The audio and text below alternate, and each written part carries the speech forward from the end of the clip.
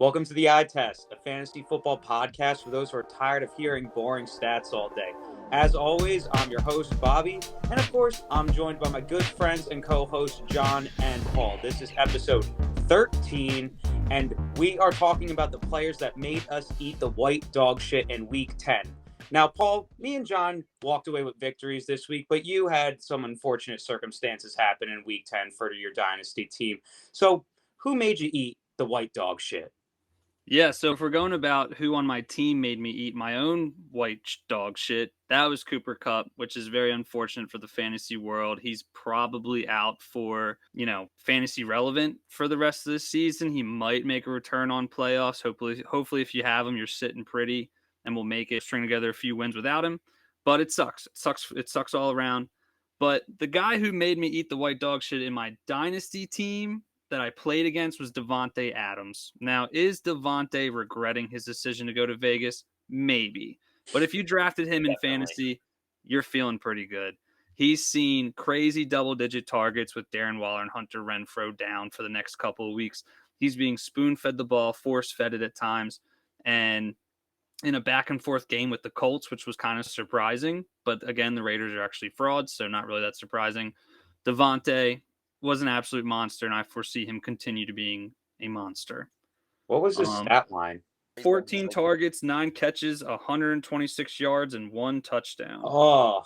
What did Josh Jacobs do that game?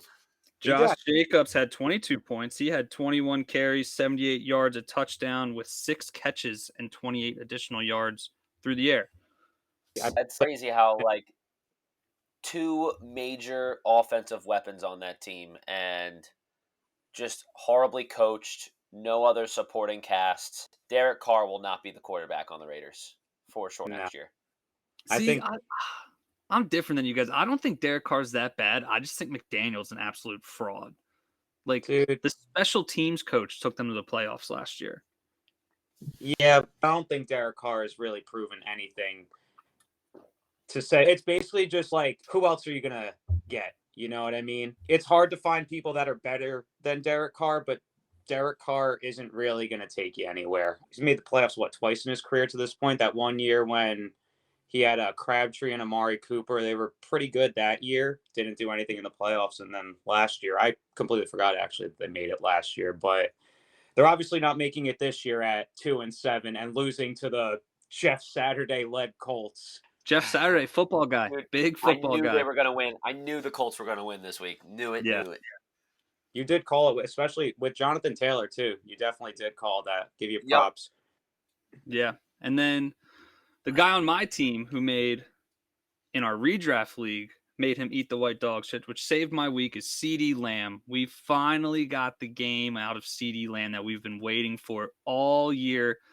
He had double-digit targets, double-digit catches, 150 yards, 2 scores. He broke that reputation of his of being a catch-and-down guy. He showed that he could break some tackles, make some plays after the catch. Some crisp route running to boot as well.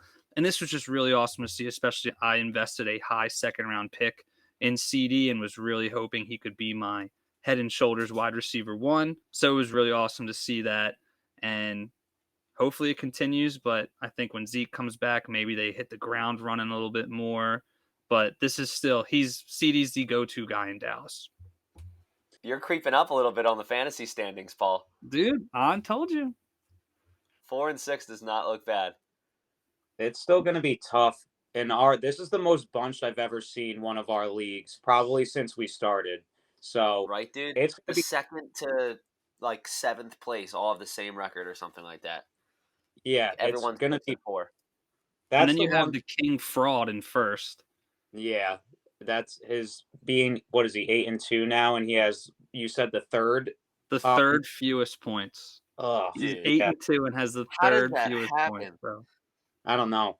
It's going to be tough though for any team that's on the outside looking in, unless you're only 1 game back, then it could happen. But even if you're only 2 games back, it's going to be hard to jump with everyone all bunched together. See what happens with our league. But staying in the NFC East, we had a battle of titans last night. And I don't mean the Tennessee Titans. I mean the Philadelphia Eagles against the Commanders. And I'm going to lead it off with the person I won this week somehow. All he needed to do was have AJ Brown, Jalen Hurts, and what's his name, Jake Elliott outscore Terry McLaurin by 8 points.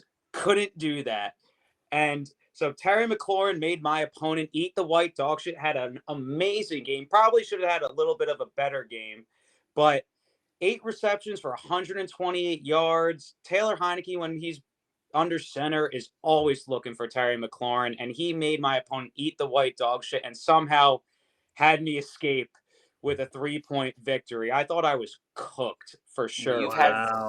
You've had 6 like 3-point victories this year, Bob. Dude, it's insane. I'm telling you, fantasy football is 50% luck. You cannot convince me otherwise. If AJ Brown doesn't hurt his hamstring or whatever it was, I probably lose. He had 1 point, 1.7, and Jalen Hurts even had a chance if Quez Watkins doesn't fumble that ball, probably lose too. Yeah, Jalen Hurts led off the game with a rushing touchdown. That had to have you shaking in your boots, Bob. I was shook the whole time. But I started to get a little more confidence going when I saw that Terry was racking up points, because that's what I needed. If Terry just had an average game like he did the week before, he only had 12, I would have lost. But he had one of his best games of the year. So Terry McLaurin made my opponent eat the white dog shit. You know who you are.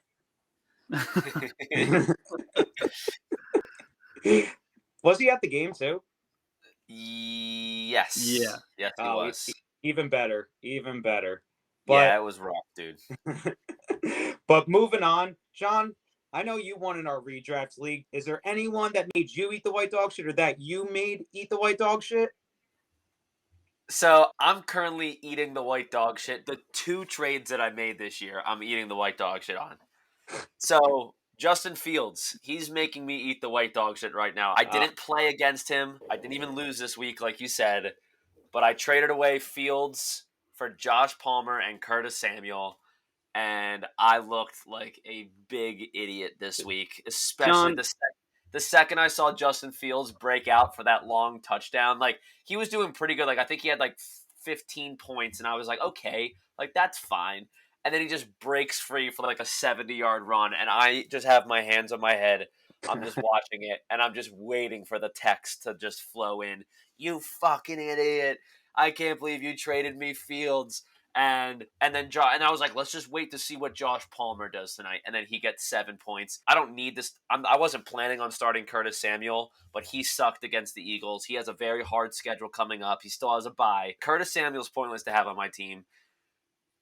Josh Palmer, I'll give him another chance. The Niners are a pretty good defense, but I feel stupid, dude. I just feel stupid. John, if only anybody in this podcast was supportive of Justin Fields and said he's definitely the guy you want to have moving forward. He's a superstar in fantasy perspective. Do you know who that handsome man was who maybe have given that advice? Yeah, it was you, dude, but you're not really that handsome. Kick me while I'm down. Burn.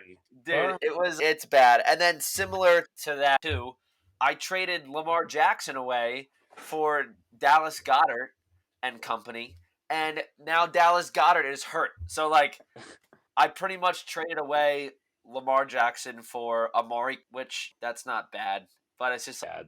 The trades are not going my way. John, put it that way. So I'm screwed. Dude, you have traded 2 QB1s in the span of 3 weeks.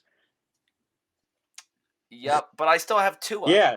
No, yeah. I mean, I still like Tua a lot, but when you look at what you got in return for those guys in hindsight, like you said, Amari Cooper's worth something. He's solid. But Josh Palmer, once Keenan Allen and Mike Williams come back, not really going to be relevant. Curtis Samuel is, now that Jahan Dotson's back, Curtis Samuel's irrelevant. Yeah.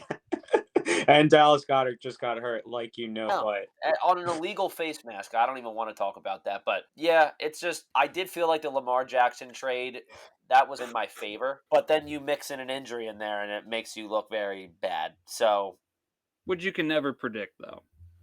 Yeah, exactly. So that's who made me eat the white dog shit. Players who aren't even on my teams, not players that I played against, just players that I either traded away or received. And they either did very good or they got injured, respectfully. Always the worst. Yeah. When you look at a trade and you're like, damn, I probably lost that trade. But real quick before we go, we are approaching that time of year where John's favorite player is coming back from injury, apparently. And so I got to ask the question, will the Commanders, not the other name. We did Will it. the We Commanders finally made it through without getting canceled. Yep. I had to actually think about it, though. Like, I've really had to think about it. Will the Commanders stick with Taylor Heineke now after upsetting the previously undefeated Eagles? 100%. Carson Wentz has lost his job. He will be a backup for years to come. I don't think he will ever be named the starter of a team unless the starter of the team is injured or can't play. Yeah, I agree. I think just the Commanders, they just rally around Heineke way more than they do Carson Wentz. And so he gives you your best chance to win. Yeah. They wouldn't be putting all that bling around Carson Wentz's neck in the airplane. Because they did that too. I don't know if you saw, but they did the whole like Kirk Cousins celebration. Carson Wentz would be like, "Guys, like turn the music off. It's too loud. Put on my Christian rock album. We won." So Taylor Heineke is sticking. Carson Wentz, you're going to be a bench warmer, honestly, probably for the rest of your career. But hey, they still make good money. So yep. One more question though. One more question before we go. If that's cool with you guys. Jonathan Taylor was back in form. Do we think he's a fraud, or is this the resurgence of the Jonathan Taylor RB1 train? I'm calling fraud for now. I'm not. Against the Raiders defense, I need to see one more solid game, at least one more. So are you not starting JT next week? No, there aren't many better options. Like, you're not going to, if you invested either your first overall pick or the second overall pick in him, you're starting him no matter what. But unless you just are stacked with running backs somehow, which isn't likely. But you're not sitting him, but I wouldn't just pencil him back into RB1 territory after having one good game since week 1 against probably the worst defense in the NFL, honestly. Yeah, I just think Jeff Saturday. I just like Jeff Saturday. Yeah, that's we're thinking the same thing, John. Go ahead, take it away. Jeff Saturday just knows football, dude. I said it last podcast, so I don't have to harp on it much longer, but he's just I think he just knows what works, and he's going to continue to give it to their star. And it's going to affect the wide receiver room, the tight end room, if they even have one. It's just going to be the Jonathan Taylor show, baby. Jonathan Taylor and defense. I just feel like when Jeff Saturday wakes up, he just looks himself in the mirror and just goes, Jonathan Taylor, defense, championships. I like it. All right, guys. That was the white dog shit. Stay tuned for our other episodes that we're going to be having come out real quick here. So thank you guys for listening. This is the Eye Test Fantasy Football Podcast on Apple and Spotify. We are on TikTok, the Eye Test Pod 1. We are on YouTube, the Eye Test. So if you're viewing us there, welcome. We have plenty more coming your way. And we are also on Instagram, the Eye Test as well. So thank you for listening. Peace.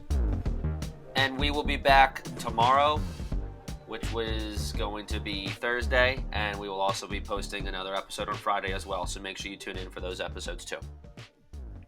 See you guys tomorrow. John.